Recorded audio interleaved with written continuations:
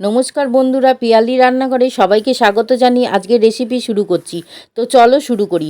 প্রথমে পেঁপেটা খোলা ছাড়িয়ে 4 টুকরো করে কেটে ধুয়ে নিয়েছি। এবার পেঁপেটা গ্রেট করে নিচ্ছি। তারপরে কিছুটা বিউলির ডাল 2 ঘন্টা আগে ভিজিয়ে রেখেছিলাম। এবার মিক্সিতে 4টে কাঁচা লঙ্কা আর একটু জল দিয়ে বেটে নেব। আর অল্প একটু গ্রেট করা আদা সামান্য জল দিয়ে বেটে নেব।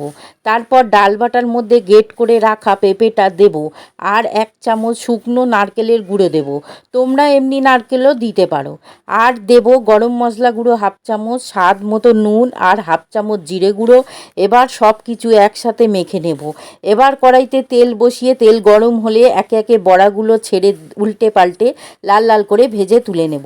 তারপরে 1 চামচ তেল দিয়ে কড়াইতে একটু গোটা জিরে আর একটু মৌরি ফোড়ন দেব। তারপর আদা বাটাটা দেব। 1 চামচ জিরে গুঁড়ো, 1/2 চামচ হলুদ, 1/2 চামচ লঙ্কা গুঁড়ো, 1 চামচ চিনি দিয়ে খুব ভালো করে কষাতে হবে।